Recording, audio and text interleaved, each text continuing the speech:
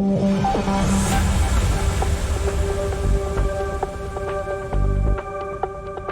जनवरी 2026 का सूरज सिर्फ एक नया साल लेकर नहीं आएगा, बल्कि केंद्र सरकार के करीब 50 लाख कर्मचारियों और 69 लाख पेंशनर्स के लिए एक नई उम्मीद भी लेकर आएगा। पिछले कई महीनों से हर सरकारी दफ्तर, हर कैंटीन और हर घर में एक ही चर्चा सबसे ऊपर है। क्या कल से हमारी सैलरी बढ़ जाएगी?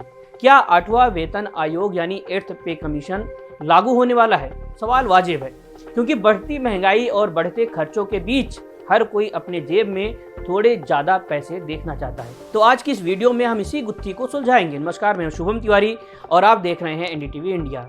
हम आपको बहुत ही आसान भाषा में बताएंगे कि 8वें वेतन आयोग को लेकर के ताजा अपडेट क्या है, सैलरी कब बढ़ेगी, एरियर मिलेगा या नहीं, और सबसे बड़ा सवाल, आखिर आपकी नेट सैलरी में कितना बड़ा उछाल आने वाला है। अगर आप भी सरकारी कर्मचारी हैं या आपके घर में कोई पेंशनर है तो ये वीडियो आपके लिए बहुत अहम है। सबसे पहले एक बड़ी गलतफहमी दूर कर लेते हैं। बहुत से लोग सोच रहे हैं कि जैसे ही 1 जनवरी 2026 की तारीख आएगी वैसे ही बैंक से सैलरी क्रेडिट होने का मैसेज बढ़ा हुआ आएगा, लेकिन सच थोड़ा अलग है। देखिए, केंद्र सरकार ने 8वें वेतन आयोग को मंजूरी दे दी है। इसके सदस्यों के नाम भी तय हो चुके हैं, लेकिन वेतन आयोग का मतलब सिर्फ एक ऑर्डर नहीं होता है, ये एक लंबी प्रक्रिया है।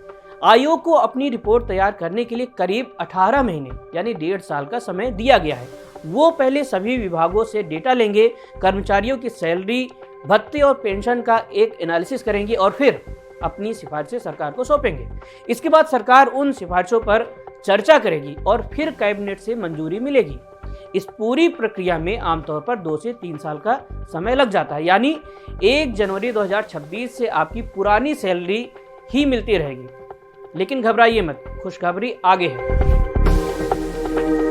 अब आप सोच रहे होंगे कि अगर सैलरी 2027 या 2028 में बढ़ेगी तो फिर 1 जनवरी 2026 की चर्चा क्यों हो रही है? यहीं पर छिपा है आपका सबसे बड़ा फायदा। सरकार ने साफ कर दिया है कि 8वें वेतन आयोग की प्रभावी तारीख यानी इफेक्टिव डेट 1 जनवरी 2026 ही मानी जाएगी। इसका सीधा सा मतलब ये है कि जब भी नया वेतन आयोग लागू होगा, चाहे वो 2027 के आखिर में हो या 2028 की शुरुआत में, सरकार आपको 1 जनवरी 2026 से लेकर के तब तक का पूरा एरियर यानी पिछला बकाया पैसा एक साथ देगी। इसमें बढ़ा हुआ डीए भी शामिल होगा। पिछले वेतन आयोगों में भी ऐसा ही हुआ है।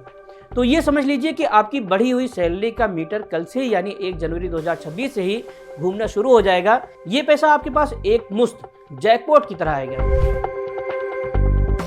अब बात करते हैं उस जादुई नंबर की जिसे हम फिटमेंट फैक्टर कहते हैं। यही वो चाबी है जिससे आपकी नई बेसिक सैलरी तय होती है।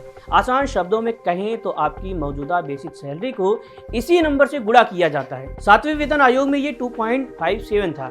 8वें वेतन आयोग के लिए जानकारों का मानना है कि ये 2.15 से लेकर के 3.0 के बीच हो सकता है।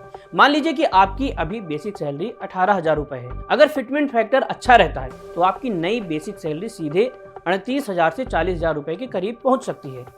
जिनकी बेसिक सैलरी अभी 35,000 रुपए के आसपास है, उनका आंकड़ा 75,000 को छू सकता है। और जो सीनियर अफसर हैं, उनकी सैलरी तो 3 से 5 लाख रुपए तक जाने की उम्मीद है। सिर्फ इतना ही नहीं, जब बेसिक बढ़ती है तो उसके साथ मिलने वाला डीए, एचआरए और ट्रैवल अलाउंस भी ऑटोमेटिकली बढ़ जाता है।